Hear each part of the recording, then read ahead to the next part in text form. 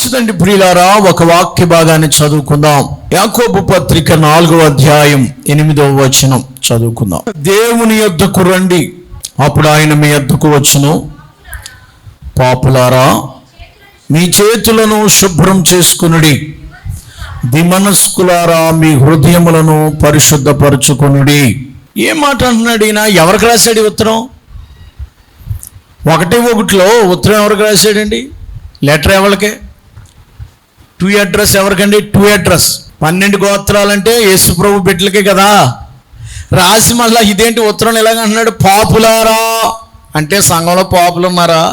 ఆ మాటకు వస్తే అందరూ ఏ భేదము లేదు, అందరూ పాపము చేసి దేవుడు అనుగ్రహించి మహిమను పొందలేకపోతున్నారు. పాపులారా, sinners, oh sinners, clean your hands. Why hands only, not body? Why? పాపులారా, దేవుడు పిలుస్తున్నాడు. ఓ పాపులారా, మీ చేతులను శుభ్రం చేసుకొనుడి. వాష్రూమ్కి వెళ్ళి వాష్ యువర్ హ్యాండ్స్, చేతులు శుభ్రపరచుకోనండి. Why hands only? యాకోబు గారు రాసిన ఈ మాటని కొద్ది నిమిషాలు మనం ధ్యానం చేద్దాం. చేతులు శుభ్రపరచుకోవడం, చేతులు శుభ్రంగా కడుక్కోవాలి. అటివాళ్ళ కాలంలో చాలా అడ్వర్టైజ్మెంట్లు చూశాను నేను. కరోనా వచ్చినప్పుడు అందరినీ కూడా చేతులు శుభ్రంగా కడుక్కొని, ఆ చేతులు ముఖానికి ఎక్కడ తగిలించకుండా జాగ్రత్తగా ఉండండి అని చెప్పారు. చేతులు గ్లౌజులు వేసుకోండి అన్నారు. ఎందుకని? చేతుల ద్వారా ఏమంటుకుంటుంది? వైరస్. చేతులు వైరస్ ఉంది. ప్రియులారా, పాపులారా, మీ చేతులు clean your hands, wash your hands. చేతులు శుభ్రంగా కడగండి. ఈ ఉదయకాల సమయంలో ప్రభు బల్ల దగ్గరికి వచ్చే మనము ఆయన బల్లను ముట్టేటప్పుడు చేతులు కడుక్కోవాలి. ఏం కడుక్కోవాలా? చేతులు కడుక్కుని బల్ల తీసుకోవాలి. కాళ్ళు కడుక్కొని రావాలి. అబ్బో, ఇదేంటి సార్ చేతులు కడుక్కోవాలంటున్నారు, కాళ్ళు కడుక్కోవాలనుకున్నారు? స్నానం చేసి వచ్చామండి, తల స్నానం చేసి వచ్చాం సార్. అలాగా? ఓహో. కానీ దేవుడు చెప్పే చేతులు ఎలా కడుక్కోవాలంటే, పాపులారా. ఎందుకు కడుక్కోవాలి? యూదులకి ఒక ఆచారం ఉంది. మార్కు సువార్తలో ఆచారం గురించి చెప్పాడు. మార్కు సువార్త 7వ అధ్యాయము 2వ వచనం చదవండి ఒకసారి. ఆయన శిష్యులలో కొందరు అపవిత్రమైన చేతులతో, అనగా కడగన చేతులతో భోజనం చేయడానికి కూర్చుంటున్నారంటే శిష్యులు, పరిసయ్యులు, యూదులందరూ కూడా మన పెద్దల పారంపరాచర్యాలను బట్టి మన సాంప్రదాయము, మన ధర్మం ఏంటంటే చేతులు కడుక్కుంటేనే కానీ భోజనం చేయకూడదు. అది మన పెద్దల పారంపరాచర్యం. మరియు వారి సంత నుండి వచ్చినప్పుడల్లా నీళ్లు చల్లుకుంటేనే కానీ, సంతకి వెళ్ళినప్పుడు, మార్కెట్కి వెళ్ళినప్పుడు, బజార్కి వెళ్ళినప్పుడు, బయటకు వెళ్ళి వస్తే చేతులు నీళ్లు చల్లుకోవాలి ముఖం మీద, తల మీద. ఇదిగాక గిన్నెలను, కుండలను, ఇత్తడి పాత్రలను నీళ్లతో కడుగుట మొదలగు అనేక ఆచారాలు ఉన్నాయి. కడుక్కోవాలి, క్లీన్, కడగండి. చేతులు కడగడం చాలా ప్రాముఖ్యం. యూదులకి యొక్క ఆచారం ఏంటంటే చేతులు కడుక్కోవడం అంట. భోంచేసే ముందు చేతులు కడుక్కుంటారు. ఏమంటే యూదులకైనా మనకు లేదా ఆచారం? కొంతమంది చేతులు కడుక్కోకుండా తినేస్తున్నారా ఏంటి? బాబు చేతులు కడుక్కుంటారు లేదా? చిన్నపిల్లలకి చెప్తారు, పుస్తకాలు రాయాలి, రాస్తున్నారు, పాటల కింద చెప్తారు, వాష్ యువర్ హ్యాండ్స్. ఎలిమెంటరీ, నర్సరీలో చెప్తారు కదా. చేతులు కడగాలి, ముఖం కడగాలి, పొద్దున్నే లేవాలి, బ్రష్తో తోమాలి. నేనేం చెప్తున్నానంటే మీ చేతులు కడుక్కోండి.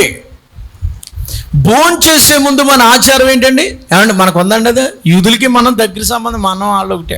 మనకి వాళ్ళకి చాలా సాంప్రదాయాలు ఒకలా ఉంటాయి. మనం భోంచేసే ముందు ఏం కడుక్కుంటామండి? చేతులు కడుక్కురా, అన్నం పెడతాను అంటారు. కాళ్ళు చేతులు కడుక్కుని, గుమ్మాలో కాళ్ళు చేతులు కడుక్కుని, ఆ చెంబుతో కడుక్కుని అప్పుడు లోపలికి రావాలి. ఆచారం అది. బకెట్ నీళ్ళు బయట ఉంటాయి. అందరి వాకిట్లో బకెట్ నీళ్ళు బయట ఉంటాయి. ఇప్పుడు ఉంటున్నాయి లేదు నాకు తెలియదు. అప్పట్లో ఉండే, ఇప్పుడు ఏం లేదు లేని అంత షూ వచ్చింది. చేతులు కడక్కట్లేదు ఇప్పుడు. యూదులైతే చేతులు కడుక్కునే ఆచారం ఉందట. ఆచారం ఏంటది? పద్ధతి కూడాను. యాజ్ ఎ సైన్స్ ప్రకారంగా చేతులు కడగాలి. ఏమన్నా మీ చేతులు కడుక్కుంటున్నారా? శుభ్రంగా చేతులు కడుగుతాం మనం భోంచేసేటప్పుడు. డర్టీ హ్యాండ్స్తో ఉండకూడదు, మురికి చేతులుగా ఉండు. డర్టీ అంటే మురికి చేతులు, అన్క్లీన్ హ్యాండ్స్, కంపు కొట్టే చేతులు, బురద చేతులు, మట్టి చేతులు, పాడి చేతులు, ఎలర్జీ, దురద చేతులు. ఇన్ని చేతులు ఉన్నాయా మీకు కదా? గజ్జి చేతులు ఎవరికైనా ఉన్నాయా? గజ్జి చేతులకి అంత గజ్జి అట్టేసింది అనుకోండి, చిడిమి పట్టేస్తుంది అంతా. ఒక్కొక్కడు గజ్జిగాడు ఉంటాడు, గజ్జి చేతులు. ఏంటి సార్ ఇది అంటారా? లోపలికి వెళ్తాను, డెప్త్లోకి వస్తాను. చేతులు కడుక్కోవడం అంటే ఇది కాదు. యేసుప్రభు ఏమన్నారంటే, రే బాబు పై చేతులు కాదు నాయన. 5వ వచనంలో, అప్పుడు పరిసయ్యులు శాస్త్రుని శిష్యులు ఎందుకు పెద్దల పారంపరాచర్యము చొప్పున నడుచుకొనక అపవిత్రమైన చేతులతో భోజనం చేయిస్తున్నారేంటి? చేతులు కడుక్కోవట్లేదేంటి వాళ్ళు? అపవిత్రమైన చేతులతో కడుక్కుంటున్నారు, భోజనం చేసేస్తున్నారేంటి? రే చేతులు కాదు కడుక్కోవటం, హృదయం కడుక్కోండి. దిమనస్కులారా మీ హృదయాన్ని కూడా కడుక్కోండి. వై హ్యాండ్స్ ఓన్లీ అని అంటే, చేతులు ఏం చేస్తాయంటే మన యొక్క పరిశుద్ధతను తెలియచేస్తాయి. చేతులు మాత్రమే ఎందుకు కడగాలో చెప్తాను, జాగ్రత్తగా వినండి. మన చేతులు ఎలాంటివంటే 4 రకాల చేతులు చెప్పాలని నేను అనుకుంటున్నా. హ్యాండ్స్. కొన్ని చేతులు ఎలాంటి చేతులు అంటే దోషమైన చేతులు. ఏ చేతులు అయ్యి? దోషము, చేతుల నిండా దోషమే. దావీదు కీర్తనలు, మొదటిది దావీదు కీర్తనలు 26వ అధ్యాయం 26వ కీర్తన 6వ వచనం చదవండి. మొదటి చేతులు ఇండికేట్స్ ద ఇన్నోసెన్స్, లేక నిర్దోషమైన చేతులు. చేతులు కడుక్కోవడం అంటే దోషాన్ని కడుక్కోవడం. నిర్దోషమైన, చదవమా, నిర్దోషినని నా చేతులు కడుక్కొందును, యెహోవా బలిపీఠము చుట్టూ ప్రదక్షిణము చేయుదును. తిరుగుతాడంట. ఎలాగంటే నిర్దోషినని చేతులు కడుక్కుంటాడు. ఎవడైనా దోషి కాదంటే చేతులు కడుక్కోవాలి. పూర్వకాలము వీధుల్లో తగులు జరిగాయి, ఆ చేతుల్లో ఏదన్నా వేసేవారు. వీడు దొంగతనం చేశాడా, వీడు అబద్ధం ఆడాడు, వ్యభిచారం చేశాడా తెలుసుకోవడానికి చేతుల మీద ఏదన్నా వేసేవారు. అది కాలపోతే చేయలేనట్టు అనేవారు. అలాంటిది పెట్టేవారు అప్పట్లో పెద్దలు. మరి జరిగేయలేదు నాకు తెలియదు. కానీ నేను నిర్దోషినని చెప్పడానికి చేతులు ఏమి ఇండికేట్ చేస్తాయంటే నీ యొక్క నిర్దోషత్వాన్ని, ఇన్నోసెన్స్ని. నేను నిర్దోషిని, నేను ఏ దోషం చేయలేదు అని చెప్పడానికి చేతులు కడుక్కునేవారు. చేతులు కడుక్కోవడం అంటే మొదటగా దోషమైన చేతులు మనవి. దావీదు భక్తులు అంటాడు, నేను ఏ తప్పు చేయలేదు, బలిపీఠం దగ్గరికి వస్తున్నాను, ఇప్పుడు బల్ల తీసుకుంటాకు వస్తాను, నేను దోషం లేదు నా చేతుల్లో. అంటే కొందరు చేతులు ఎలా ఉన్నాయండి? దోషం చేస్తున్నారు. చేతులతో ఏం చేస్తున్నారంటే పాపము చేస్తున్నారు. పాపులారా, ఎలాంటి పాపము? ఈ చేతులతో అనేక రకాలైనటువంటి తప్పుడు పనులు చేస్తున్నారు, దొంగ లెక్కలు రాస్తున్నారు. ఈ చేతులతో అనేకమైనటువంటి దుర్మార్గపు కార్యాలను జరిగిస్తున్నారు. కాబట్టి మీ చేతులు శుభ్రపరచుకోండి. ఇదిగో ఒక ఆయన అన్నాడు, మాకు ప్రెసిడెంట్ గారు ఉండేవాడు. ఆయన ఏమన్నాడంటే, క్లీన్ మై హ్యాండ్స్, నా చేతులు నేను తుడిచేసుకున్నాను. నా చేతులకి ఏమి అంటించుకోకుండా నేను వాళ్ళకి అప్పచెప్పేశాను అన్నాడు. ఏంటంటారు దాన్ని? నేను నా చేతులకి ఏమంటే, ఎందుకంటే నా చేతులు దులిపేసుకుని వచ్చేసాను. కొంతమంది అంటారు కదా, ఇది మనకి ఎందుకు వచ్చిన గొడవ, నా చేతులు దులిపేసుకుని వచ్చేసానండి పక్కకి. అంటే అర్థం ఏంటండి? అదేం అంటించుకోకుండా, ఆ దోషం నాకు అంటుకోకుండా, ఆ పాపం నాకు అంటుకోకుండా నేను ఎందుకని తప్పుకున్నానండి. అక్కడ నేను చూస్తున్నానండి, నన్ను పిలుస్తున్నారండి, నేను అక్కడ ఎందుకని ఆ దోషం నాకు అంటుకుంటుందానండి, నా చేతులు నేను కడుక్కుని వచ్చేసానండి. మురికి అంటించుకోకుండా నేను మెల్లిగా తప్పించుకున్నాను అంటారు కొంతమంది. నీ చేతులకి అంటుకోకుండా. కొంతమంది చేతులకి అంటుకోకుండా, ఏమండి చేతులకి ఏమి అంటుకోకుండా ఇతరులకు అంటించేస్తూ ఉంటారు. వీళ్ళకి అంటించుకొని ఎవరు? నీ చేతులకి ఏమంటుకోకుండా చూసుకోవాలి. మాలిన్యము. నీ చేతులకి మురికి అంటుకుందంటే బురద, అది దోషం. అది నీ చేతులు గజ్జి చేతులేమో కాల. కొంతమందికి గజ్జి ఉంటుంది. ఏ గజ్జి అది? కులగజ్జి. అది గజ్జి చేతులు అంటారు వాళ్ళని. ప్రభువుని నమ్ముకుంటారు కానీ గజ్జి పోదు వాళ్ళకి. ఇంకా వివక్ష చూపుతూ ఉంటారు. కొంతమందికి రకరకాల గజ్జి. అంటే ఈ చేతులకి పట్టుకున్నది ఏంటంటే చిడిమి పట్టేసింది. చేతులు కడుక్కోవాలి, శుభ్రంగా క్లీన్ చేయాలి. పాపులారా, మీ చేతులకి ఏ దోషం అంటుకుందో ఈ ప్రభు బల్లకు వచ్చే ముందు నీ దోషాన్ని నువ్వు కడుక్కోవాలి. చేతులు శుభ్రంగా ఉండాలి. Clean my hands, clean ever hands. నీ చేతులు శుభ్రంగా ఉన్నాయా అంటే సబ్బుతో కడుక్కున్నాం రమ్మని నేను అంటలే. మీరు కడుక్కోలేదని నేను చెప్పట్లేదు. వాక్యం వింటున్న మీరు మీ చేతులు సబ్బుతో కడుక్కోకుండా వచ్చారని కాదు దాని అర్థం. మీ చేతులు మురికితో ఉన్నాయి, పాపం అనే దోషముతో ఉన్నాయి. మీ దోషాలను కడుక్కోండి. రక్షింపనేరుకున్న హస్తము కురచ కాలేదు, విననేరుకున్న చేతులు మందం కాలేదు. కానీ మీ దోషములు నాకును మీకును మధ్యన అంటే ఏం కనబడుతున్నాయి దేవుడికి? మన దోషాలు కనబడుతున్నాయి. చేతులు కడుక్కోవడం అంటే దోషాలు కడుక్కోవడం అని అర్థం అనమాట. ఇప్పుడు అర్థమైందా? చేతులు కడుక్కోమంటే వీళ్ళు గబగబా వెళ్ళి ఎక్కడ సబ్బు ఉందో చూసి కడుక్కోమని కాదు. ఈ మురికున్నా పర్లేదు, ఆ మురికి లేకుండా చూసుకోండి. పాపం అనే మురికి, దోషాలు, ఏమేమి దోషాలు చేసావో, ఎవరెవరి మీద నువ్వు దోష లేక దోషకారిగా ఉన్నావో ఈ చేతులతో, ఎన్ని దొంగతనాలు చేసావో ఈ చేతులతో, ఎంతమందిని కొట్టావో ఈ చేతులతో, ఎన్ని పాపాలు చేసావో ఈ చేతులతో. ఎన్ని పాపాలు ఈ చేతులు, ఈ చేతులతో ఎన్ని పాపాలు చేసావు నువ్వు. Please clean your hands. ఈ చేతులు పాడైపోయిన చేతులుగా ఉంటున్నాయి. ఈ చేతులతో ఏం చేసావమ్మా? అపవిత్రమైన కార్యకలాపాలను చేసి చేతులతో చాలా భయంకరమైనటువంటి కృత్యాలు నువ్వు చేసావు కనుక ప్రభువా నన్ను క్షమించమని అడగాలి. పిలాతు అనేటువంటి ఆయన ఉన్నాడు, తెలుసు కదా మీకు. పిలాతు అంటే ఎవరండి? పిలాతు అంటే రోమన్ గవర్నర్. యేసు ప్రభు వారిని సిలువేయడానికి అప్పగించిన వాడు ఆయన.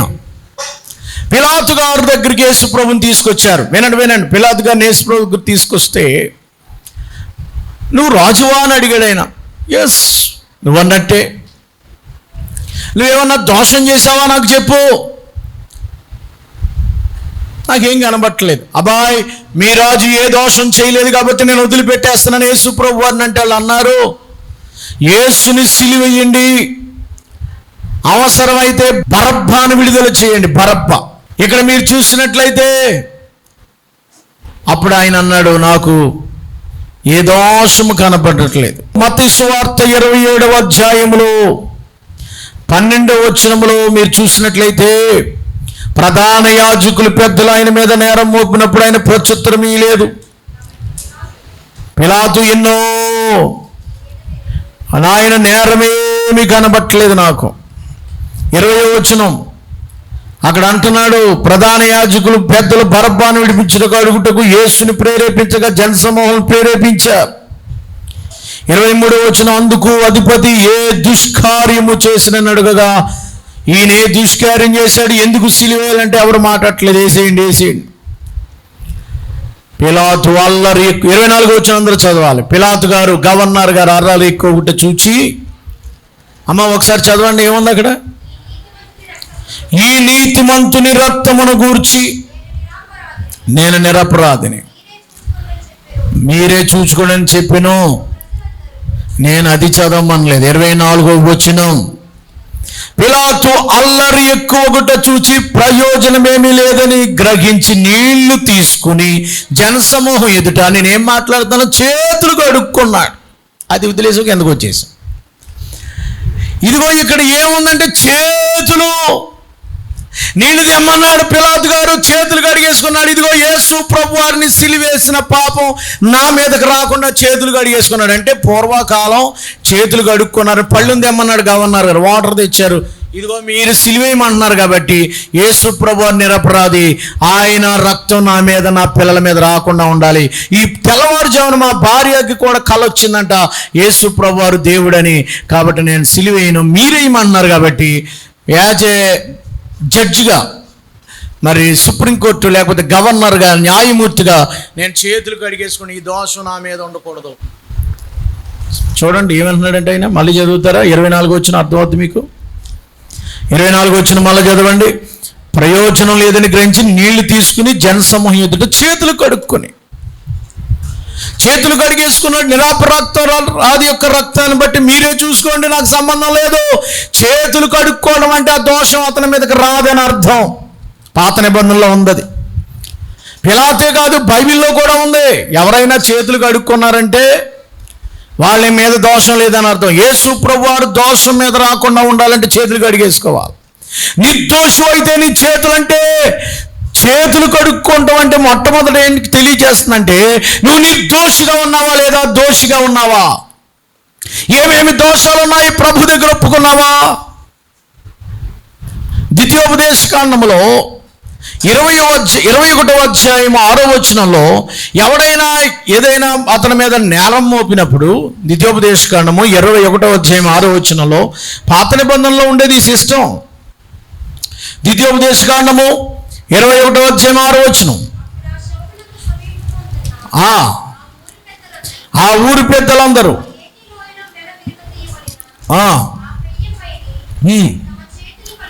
చేతులు కడిగేసుకుని, మా చేతులు ఈ రక్తమును చిందింపలేదు, మా కన్నులు ఇది చూడని, చేతులు కడుక్కుని మాకు ఈ రక్తంతో ఏం సంబంధం లేదు.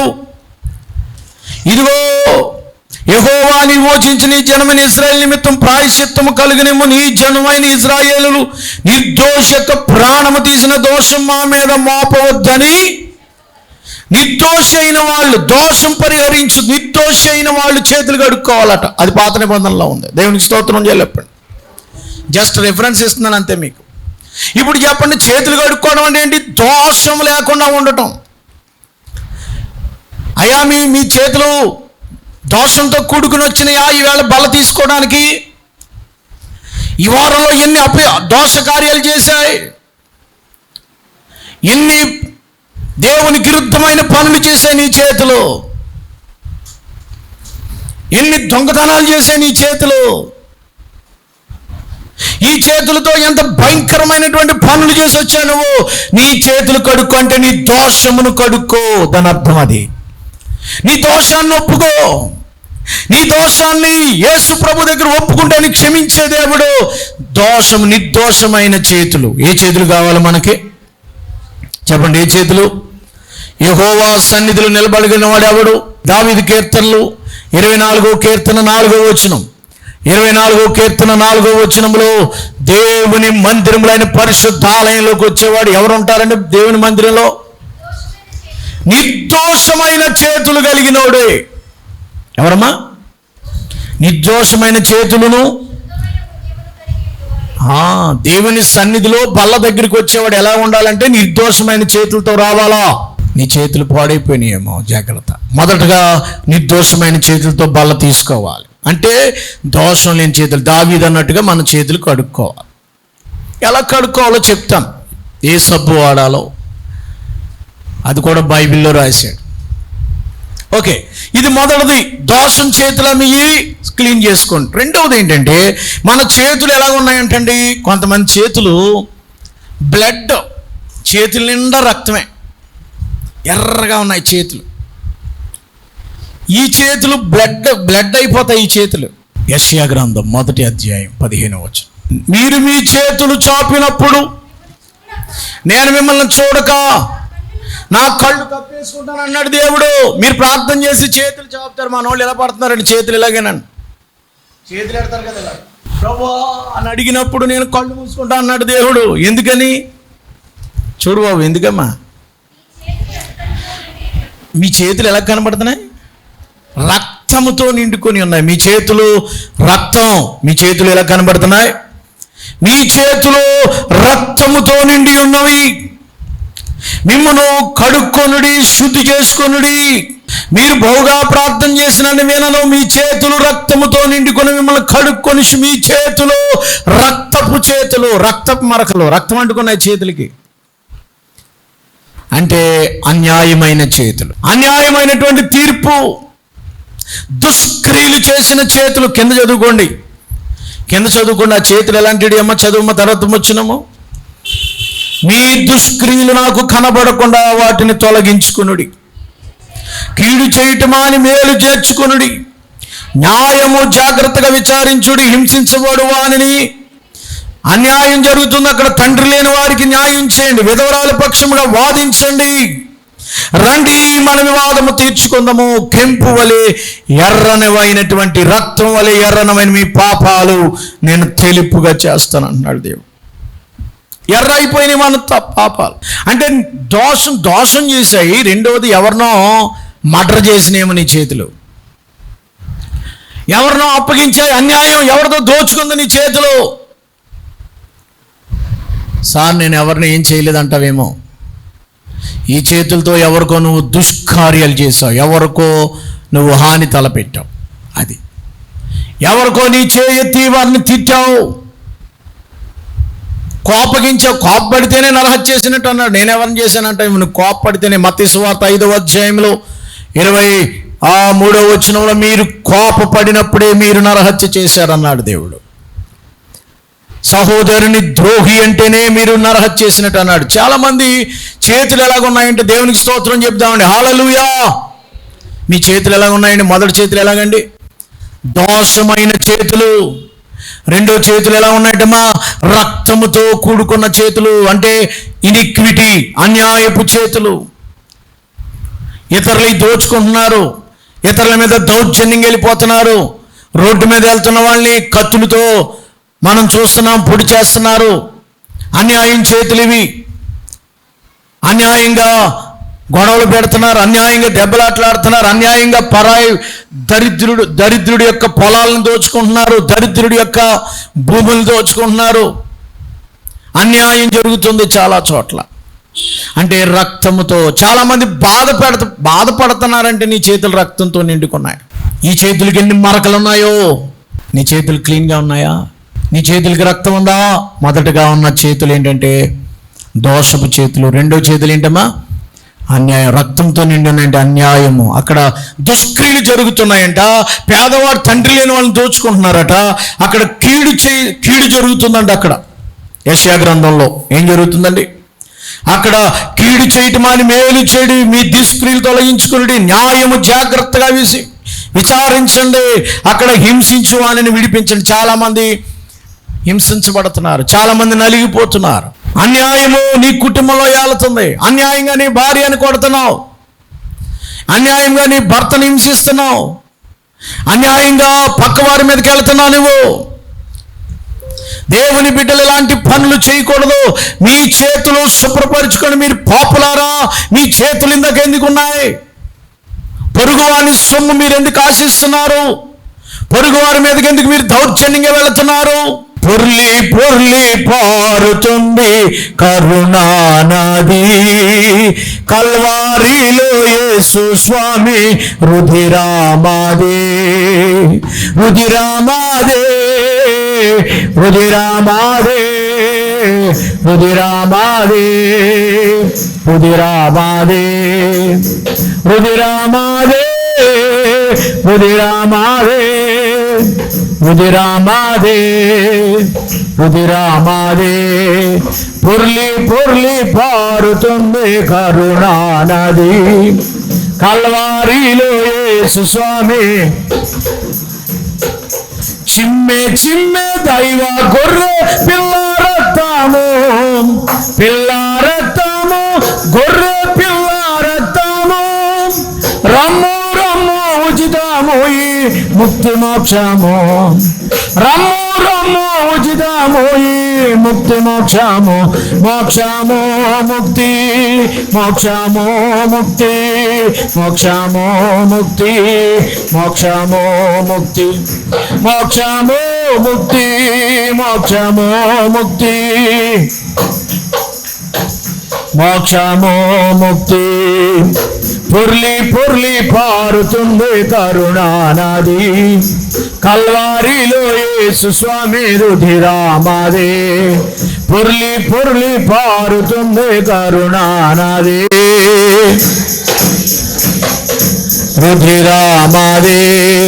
చిమ్మె చిమ్మె దైవ గొర్రె పిల్ల రక్తము, గొర్రె పిల్ల రక్తము, ఆయన చేతులు శుభ్రపరిచి చేయును శుద్ధి అనే పల్లవి కూడా మనం పాడతాం. అందులో దేవునికి స్తోత్రం చెప్పాలి అందరూ కూడా. హల్లెలూయా. నీ చేతులు రక్తంతో నిండి ఉన్నాయంటే ఇతరులని దోచుకుంటున్నావేమో, లేకపోతే అన్యాయంగా నువ్వు ఏదన్నా అక్రమ కేసు లేకపోతే అక్రమంగా దౌర్జన్యంగా వెళుతుంటే నీ చేతులు అన్యాయంగా ఉన్నాయి, రక్తముతో నింపబడి ఉన్నాయి. మొన్నొక కేసు నేను చూసినప్పుడు, పేపర్లో చదువుతున్నప్పుడు అందులో కనబడుతుంది, ప్రియుడితో కలిసి భర్తను చంపేసి ఏం ఎరగనట్టు ఏడుతుందంట. పోలీసు వారు ఇంట్రాగ్రేషన్ చేశారు, కుక్కెళ్ళి ఆవిడ చుట్టూ తిరుగుతుందంట. చేతులు వాసన చూసింది, చేతులు వాసన పట్టేస్తుంది. అది సరిగ్గా ఇంట్రాగేషన్ చేస్తే పోలీస్ స్టైల్లో వాళ్ళే హత్య చేశారని తెలిసిపోతుంది. 3 రోజుల వరకు ఏమి ఎరగనట్టు నటిస్తున్నారు, వాళ్ళకు కూడా అంతు చిక్కలేదు. భయంకరమైన నరహత్యలు దేశంలో జరుగుతున్నాయి. ఇలాంటివి ఎన్నో స్టోరీలు మీరు వింటారు. చేతుల ద్వారా పట్టేయచ్చు, చేతులు చాలా రక్తముతో నింపబడుతున్నాయి. కాబట్టి నీ చేతులు చూడండి అన్నాడు, నీ చేతులు శుభ్రపరచుకోండి, దేవుడు దాన్ని పరిశుద్ధపరుస్తాడు. ఈ చేతులతో అన్యాయం చేయొద్దు. 3వ రకమైన చేతులు ఏంటంటే, యెషయా గ్రంథము 33:15 చదివిన తర్వాత ఇప్పుడు యోబు దగ్గరికి వద్దాం. యెషయా గ్రంథము 33వ అధ్యాయము 15వ వచనం. నీతిని అనుసరించి నడుచుచు యథార్థముగా మాట్లాడుచు, నిర్బంధము వలన వచ్చు లాభమును ఉపేక్షించుచు, లంచము పుచ్చుకొనకుండా తన చేతులను మలుపుకొని, హత్యైన మాట చెవులు మూసుకున్నవాడు, చెడుతనము చూడకుండా కన్నులు మూసుకున్నవాడు, ఉన్నతమైన స్థలములో నివసించు, లంచం పుచ్చుకొనకుండా తన చేతులు మలుచుకునేవాడు. కొన్ని చేతులు లంచాలు తీసుకునే చేతులు, రోప్ తీసు లంచగొండి చేతులు కొన్ని. మొన్నే ఎస్ఐ గారు పట్టబడ్డారట. ఇంతకీ ఎంత అంటే 40,000 లక్షలు కాదు, అది 40,000కి ఉద్యోగం ఊడిపోయింది. 40,000 తీసుకున్నాడు, వీళ్ళు వచ్చారు పరిగెత్తేస్తున్నాడు. మనోడు పట్టుకున్నారు, చేతులు కడగమన్నారు. చేతులు కడగమంటారు తెలుసు కదా మీకు. డబ్బులు వాళ్ళే ఇస్తారు. ఎవరు ఇస్తారా డబ్బులు? సిఐడి వాళ్ళు ఇస్తారు డబ్బులు, వాళ్ళే ఇస్తారా డబ్బులు. ఆ డబ్బులు పట్టుకుని లెక్క పెట్టుకుంటాడు కదా, ఈ చేతులు కడుక్కోమంటారు. కడుక్కునేటప్పుడు చేతులు ఏమవుతాయండి? ఎర్రగా వస్తాయి. చూసారా?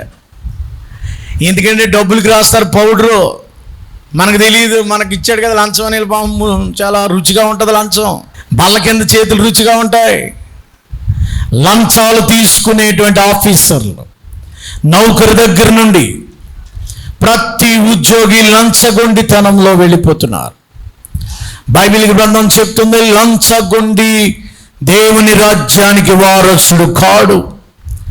ఈ చేతులు ఎలాంటి చేతులు అంటే, లంచం తీసుకుని న్యాయాన్ని అన్యాయంగా తిప్పేటువంటి వారట. యోబు మీరు ఒక మాట చూసినట్లయితే పరిశుద్ధ గ్రంథములో మొదటి సమూయేలు గ్రంథము 8వ అధ్యాయం 2వ వచనం చదవండి ఒకసారి. యోవేలు, రెండవ వాని పేరు అబియా, వీరు బెయేర్షెబాలో న్యాయాధిపతులుగా ఉండిరి. అతని కుమారులు అతని ప్రవర్తన అనుసరింపగా ధనాపేక్షకులై లంచములు పుచ్చుకొని, లంచాలు తీసుకుని న్యాయం తిప్పేస్తున్నారట. కోర్టుకు వెళ్ళిన న్యాయం జరిగే పద్ధతి లేదు, లంచాలు తీసేసుకుంటున్నారు. చాలా దారుణం జరుగుతుంది. లంచాలు తీసుకుని న్యాయం తిప్పేస్తున్నారు. అన్యాయాన్ని అన్యాయంగా మార్చేస్తున్నారు. లంచగొండితనము భారతదేశంలో పెరిగిపోయింది. క్రైస్తవులలో లంచాలు తీసుకునే వాళ్ళు ఉండకూడదు. సిన్సియర్ ఆఫీసర్గా, సిన్సియర్ జాబ్గా, సిన్సియర్ భక్తిపరుడుగానే ఉండాలి. లంచం అనేది నీ జీవితాన్ని ఏం చేస్తుందంటే, లంచగొండుతనం అనేది నిన్ను నాశనానికి దారితీస్తుంది. ఇదిగో ఇక్కడ వారు లంచాలు తీసుకుంటున్నారు కనుక సమూయేలు కుమారులు వారిని తీసేసి వారు జడ్జిలుగా మాకొద్దు బాబోయ్ వీళ్ళని ప్రజలందరూ వెళ్ళి వాళ్ళతో చెప్పారట. ఏం చెప్పారా వాళ్ళందరూ? ఈ లంచగొండ న్యాయాధిపతులు మాకొద్దు, వీళ్ళ నీలాంటి మనుషులు కాదు. ఎవడికి లంచం ఇస్తే వాళ్ళు మాట్లాడుతున్నారు, ఎవరు డబ్బు ఇస్తే ఆడి మాట. ఏమండి, డబ్బే పక్కనుంటే న్యాయం ఆ పక్కన ఉంటుంది, అంతేనా? న్యాయం తిరిగిపోద్ది. 4 డబ్బులు పంచిపెట్టేసామనుకోండి, గబగబా నలుగురికి 4 5లు పాడేసామనుకోండి, ఆ పోనీలేరా ఎవరు చేయలేదేంటి తప్పు పోనే అంటారు. రూపాయి అందలేదు అనుకోండి, ఏం చేస్తారు? ఇలాంటి వాళ్ళని అసలు ఉంచకూడదు, వేసేయండి అంటారు. న్యాయం పక్కన చూడండి, డబ్బు పక్కనే న్యాయం ఉంటుంది. లంచగొండితనము, లంచము తీసుకునే చేతులు ఇవి. అందుకనే ఇదిగో లంచగొండు చేతులు కలిగివారా, మీ చేతులు శుభ్రపరచుకోండి. ఒకవేళ లంచంతో నీ జీవితాన్ని గడిపేస్తున్నావేమో, ఆ లంచము నీ జీవితాన్ని నాశనం చేసేదిగా ఉంటుంది. ద్వితీయోపదేశకాండములో, నిర్గమాకాండములో దేవుడు చెప్పాడు, లంచములు మీరు తీసుకొనకూడదు. ఆయన చట్టంలో ఒక భాగంగా దేవుడు చెప్పాడు. అదంతా చెప్పడానికి నాకు టైం సరిపోదు, కానీ లంచాలు తీసుకోవద్దని దేవుడు క్లియర్గా చెప్పాడు. అది దేవునికి మోసకరమైనది, అది దేవునికి అయిష్టకరమైనది. ప్రియులారా, ఒకవేళ ఇంకెవరైనా లంచం తీసుకునే చేతులు కలిగిన వారుగా ఉంటే, ఏదన్నా పని చేయించడానికి, అది నాయకులైనా అది ఉద్యోగస్తులైనా నువ్వెవరైనా చిన్న పని చేయడానికి లంచం ఇచ్చి కానీ, లేకపోతే గిఫ్ట్ లంచం అన్నప్పుడు దాని మీద గిఫ్ట్ ఇస్తున్నారు, గిఫ్ట్ అస్సలు తీసుకోకూడదు. దేవునికి స్తోత్రం. మా నాన్నగారు ఒక పంచాయతీ జిల్లా ఆఫీసర్ దగ్గర పనిచేశారు మొదట్లో, నర్సాపురంలో. ఆయనకి ఒక అమ్మాయి పుట్టింది. ఆ అమ్మాయికి ఫంక్షన్ పెట్టాడు ఆయన చాలా మంచోడు. ఆయన పేరు దేవేంద్రుడు. ఆయన జిల్లా ఆఫీసరు కాబట్టి అప్పట్లో పంచాయతీ ఆఫీసర్ అంటే ఆ కాలంలో ఇది ఇరిగేషన్ డిపార్ట్మెంట్, వాటర్ లాకులకి ఆ వాటర్ సప్లై చేయాలంటే పంచాయతీ ఆయన సప్లై చేయాలి. ఆయన ఆ ఇంజనీర్ అనమాట. ఆయన అలాంటి ఉద్యోగంలో ఉన్నట్టు ఆయన రైతులు వాళ్ళు ఏళ్ళ వచ్చేసి ఆయనకి గొలుసులు, తర్వాత గాజులు, బంగారపు గాజులు, కాసులు, అవి పిల్లలకి ఉంగరాలు పట్టుకొచ్చారట. మా నాన్నగారు ఆయన దగ్గర ఆయన ఉద్యోగం ఇచ్చాడు. ఆయన దగ్గర పనిచేసి ఆయన ఏమన్నాడంటే, నీవు డైరెక్ట్గా లంచం తీసుకోగలిగి ఫంక్షన్ ఎట్టి బంగారు వస్తువులన్నీ తీసుకుంటున్నావా? మా అమ్మగారు అప్పుడే చంటి పెడుతూ ఉన్నాడంటే ఆయనతో దెబ్బలాడి మా అమ్మగారు నాకు వదిలేసి వచ్చేసాడంటే. ఆయన ఎంత మంచోడు చూడండి. ఆయన దేవునికి స్తోత్రం. ఆయన మంచోడు కాబట్టి వారం రోజులు చూసాడు ఆయన. మళ్ళా కబురెట్టి ఇలాంటి మాటలు మాట్లాడొద్దు. అన్యాయాన్ని ఎవరైనా సరే ముఖం మీద అనేసేవాడు. ఆయన ఉద్యోగం ఊడిపోయిన ఉద్యోగం వదిలేసాడు మొత్తానికి. వద్దు లంచం తీసుకుంటున్నావు నువ్వు ఇక్కడ. అరే లంచం కాదా ఇది, గిఫ్ట్ అయినా సరే మా ఫంక్షన్లో తీసుకోకూడదు అంటున్నాడంటే.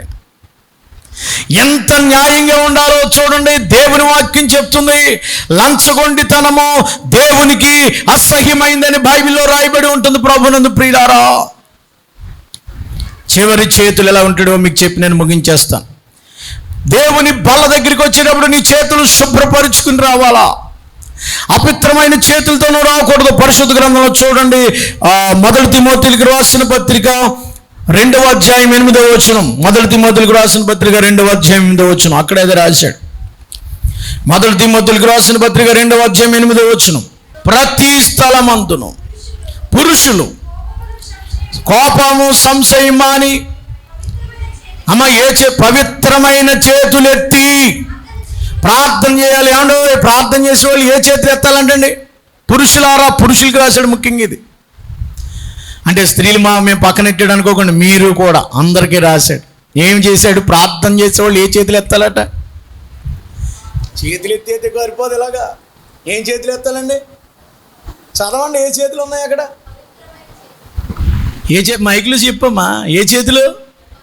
పవిత్రమైన చేతులు ఎత్తి ప్రార్థన చేయాలట. ఈ చేతులు ఎలా ఉండాలండి? హోలీ అంటే దాని అర్థం ఏంటంటే పరిశుద్ధమైన చేతులుగా ఉండాలి. ప్రభు బల్ల దగ్గరికి వచ్చేటప్పుడు పరిశుద్ధపరచబడాలి.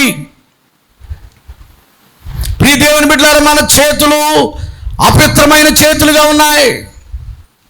అపవిత్రమైనటువంటి కార్యకలాపాలు, లైంగిక కార్యకలాపాలు, దుష్కార్యాలు చేసే ఈ చేతులు, ఎందరినో కొట్టిన చేతులు. దావీదు, నువ్వు మందిరం కట్టొద్దు, నువ్వు కట్టద్దు. ఈ చేతులతో, నీ చేతులతో నువ్వేం చేసావు? దావీదుతో దేవుడు మాట చెప్పిన మాట ఏం మాట? పరిశుద్ధ గ్రంథంలో మీరు చూస్తారు, అయ్యా నేను ఒక మందిరం కట్టాలనుకుంటున్నాను అంటాడు. కానీ దేవుడు ఒక మాట చెప్పాడు, నీవు మందిరం కట్టవద్దు. దావీదుతో దేవుడు అంటున్నాడు, ఇదిగో రక్తము చిందించిన నీ చేతులతో నీవు మందిరాన్ని కట్టడానికి వీల్లేదు, నీ కుమారుడైన సొలొమోను ఆ మందిరాన్ని కడతాడు. దేవునికి స్తోత్రం కలుగునుగాక. ప్రియ దేవుని బిడ్డలారా, 2 సమూయేలు గ్రంథం 7వ అధ్యాయంలో ఈ మాట మీరు చూస్తారు. ప్రభునందు ప్రియులారా, 2 సమూయేలు గ్రంథము 7వ అధ్యాయంలో ఈ చక్కని మాట ఆయన అక్కడ రాస్తున్నాడు. దావీదుతో దేవుడు మాట్లాడుతున్నాడు, ఇదిగో నాయన నువ్వు మందిరం కట్టాలన్న ఉద్దేశం మంచిదే, కానీ 11వ వచనం, నీ శత్రువుల మీద నీకు జయమిచ్చి నీకు నెమ్మది కలుగు చేసి ఉన్నాను, మరి యెహోవానగు నేను నీకు తెలియజేయమనగా నేను నీ సంతానమును కలుగు చేయుదును, నీ దినముల సంకొన్న నీ పితరులతో నిద్రించదవు, నీ గర్భంలో వచ్చి నీ సంతతిని హెచ్చించి రాజ్యం విస్తరిస్తాడు, నీ గర్భవాసన పుట్టినోడే మందిరం కడతాడు, కానీ నువ్వు కట్టడానికి మాత్రం వీల్లేదు, ఎందుకంటే నీ చేతులతో నీవు రక్తమును చిందించావు, నీ చేతులు అపవిత్రమైన కార్యకలాపాలు చేశాయి. సొలొమోను మాత్రమే మందిరాన్ని కడతాడు. అంటే దావీదును కూడా దేవుడు పక్కన పెట్టాడు. మందిరం కట్టడానికి పవిత్రమైన చేతులు కావాలి. అపవిత్రమైన చేతులతో బల్ల దగ్గరికి రావడానికి లేదు. దేవుని బిడ్డలారా, మీ చేతులు ఎలాగున్నాయి? ఇప్పుడు కడుక్కోవాలి. దేంతో కడగాలండి మన చేతులు?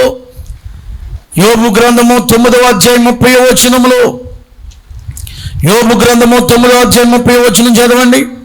సబ్బుతో నా చేతులు కడుక్కొనినను, సబ్బుతో కడిగిన నా చేతులు పవిత్రం అమ్మ. సబ్బుతో కాదు. ఏ సబ్బుతో కడుగుతారు మీరు? మీ పాపం అనే మురిగిపోవడానికి ఏ సబ్బు వాడుతున్నారండి? గబగబా మనము ఎక్కడికో వెళ్ళి వచ్చేసి గబగబా చేతులు కడిగేసుకుంటాం.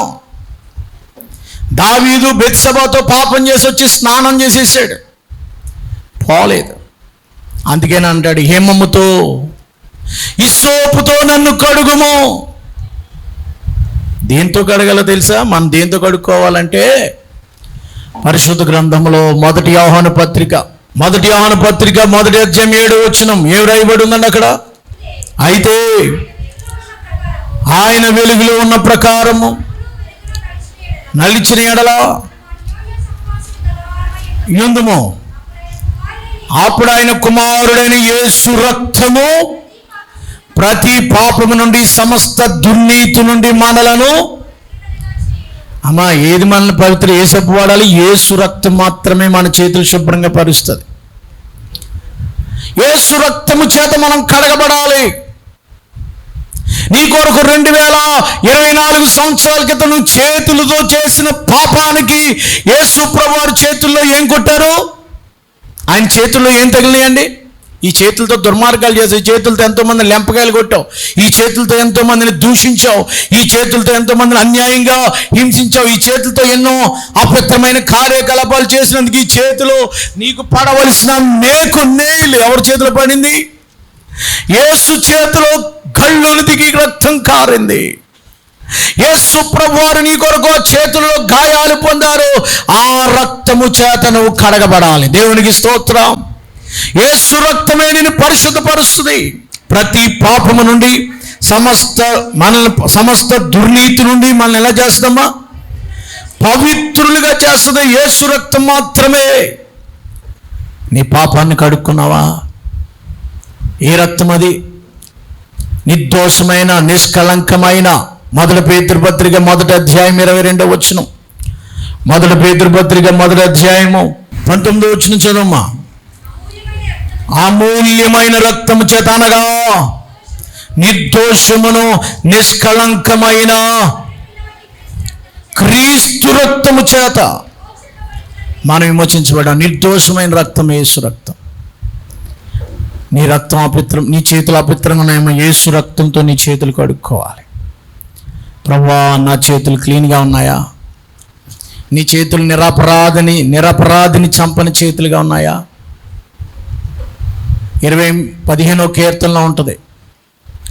15వ కీర్తనలో ఏముందమ్మా? 15 ముగిస్తున్నానండి. 15వ కీర్తనలో ఏముందో ఒకసారి చూడండి. 15వ కీర్తన 5వ వచనం. తన ద్రవ్యాన్ని వడ్డీకేవుడు నిరపరాధిని చేరుపుటకై లంచం పుచ్చుకోని చేతులు. నీ చేతులు ద్రవ్యాన్ని వడ్డీకి ఇచ్చే చేతులుగా ఉండకూడదు. లంచం తీసుకోలేని చేతులుగా ఉండాలి. రక్తంతో నింపబడిన చేతులుగా ఉండకూడదు. దోషముతో నింపబడిన చేతులుగా ఉండకూడదు. పవిత్రమైన చేతులతో ఈ బలలో చేయి పెట్టాలి. ఇస్కరియోతు యోధాలాగన వచ్చి ఈ ముక్కను ముంచువాడే నన్ను అప్పగించేవాడు అన్నాడు. యేసు ప్రభు వారిని అప్పగించాడు. యోధా బలలో ఉన్నాడు, కానీ ఎవడు మొట్టమొదటి ఈ ముక్కను ముంచుతుండే నేను ఇస్తానో, ఈ రొట్టెని ఇస్తానో వాడే నన్ను సిలువకు అప్పగిస్తాడు. అయినా కూడా మారలే. యేసయ్యను అప్పగించిన చేతులవి, యేసుని సిలువ వేసిన చేతులవి, యేసుని హింసించిన చేతులవి. మీ చేతులు ఎలా ఉన్నాయి? పరిశుద్ధంగా ఉన్నాయా? దిమనస్కులారా మీ పాపులారా మీ చేతులు శుభ్రపరచుకోండి. దిమనస్కులారా మీ హృదయాల్ని పరిశుద్ధపరచుకోండి. చేతులు కడుక్కోండి. 4 రకాల చేతులు ఉన్నాయి మన దగ్గర. ఏం చేతులు చెప్పండి? అవి మొదట దోషమైన చేతులు, అవి నిర్దోషమైన చేతులుగా మారాలి. రెండవ చేతులు ఏంటమ్మా? రక్తముతో నింపబడిన చేతులు, అన్యాయము, అక్రమం, అవినీతి. ఈ చేతులు న్యాయంగా ఉండే చేతులుగా మారాలి. మూడవదిగా లంచం తీసుకునే చేతులు నీతి చేతులుగా ఉండాలి. నీతి కొరకు ఆకలి దప్పులు కలిగిన చేతులుగా ఉండాలి. నాలుగవదిగా పవిత్రమైన చేతులు, అపవిత్రమైన కార్యకలాపాలు, అపవిత్రమైనటువంటి పనులన్నీ చేసే చేతులుగా ఉండకూడదు. అన్యుడైనటువంటి పిలాతే చేతులు కడుక్కున్నాడు. యేసు ప్రభువారి దోషం నా మీదకి రాకూడదు అనుకున్నాడు. ఇస్కరియోతు యోధా హృదయం కఠినపరుచుకున్నాడు. నీ హృదయం కఠినపరుచుకుంటావా? నీ చేతులు కడుక్కుంటావా? యేసు ప్రభువారు నీ కొరకు ఇంకా ఆయన కలవరి శిలువలో రక్తము చిందించారు. నీ ఎవరివో నాకు తెలియదు, నీ చేతులు ఎలాగో నాకు తెలియదు. నీ చేతులు దొంగ చేతులేమో, నీ చేతులు అబద్ధపు చేతులేమో, నీ చేతులు దుర్మార్గపు చేతులేమో, నీ చేతులు దుష్క్రియల చేతులు, నీ చేతులు మాలిన్యమైన చేతులేమో, నీ చేతులు మురికి చేతులేమో, ఈ చేతులు భయంకరమైన తప్పుడు రాతలు రాసిన చేతులేమో. ఈ చేతులతో దేవుణ్ణి ఆరాధిస్తున్నావా? పరిశుద్ధమైన చేతులెత్తి పరిశుద్ధుడు పరిశుద్ధుడని ఆరాధిస్తున్నాయి. 2 చేతులతో ఆరాధిస్తున్నాయి దూతలు. పరిశుద్ధముడు పరిశుద్ధుడని పరిశుద్ధమైన చేతులు. అలాంటి చేతులుగా ఉన్నాయా? నా చేతులు కడుగు నాయనా, నా చేతులు శుభ్రం. తల్ల వంచండి, ప్రార్థన చేసుకున్నాం. ప్రతి ఒక్కరు అడుగుదాం. మహాపరిశుద్ధుడు అయిన మా ప్రియ ప్రభువా, మీ పరిశుద్ధమైన నామమునకు వేలాది వందనాలు. ఇంతవరకు నాయన పాపులారా మీ చేతులు శుభ్రపరచుకున్నాను. అవును, పాపంతో నింపబడిన మా చేతులు ఎన్నో భయంకరమైన కామ కృత్యాలు, ఎన్నో భయంకరమైనటువంటి దుష్కార్యాలు, ఎన్నో భయంకరమైనటువంటి అవినీతి కార్యాలు, ఎన్నో భయంకరమైనటువంటి పాపపు పనులు చేసి నీ చేతుల్ని కడగండి, కడగండి, శుద్ధి చేయండి, పవిత్రపరచండి. నిర్దోషమైన చేతులతో నీ బల దగ్గరికి రావడానికి, పవిత్రమైన చేతులతో నీ బల దగ్గర రావడానికి, నీ లంచము లేని నీతిమంతమైన చేతులతో, రక్తముతో కూడిన చేతులు కాకుండా పవిత్రమైన చేతులతో నీ బల దగ్గర రావడానికి సహాయం చేయమని, మితబడిన వాక్యం అందరి హృదయాలు ఫలింప చేయమని యేసు నామములో అడుగుచున్నాము తండ్రి. ఆమేన్.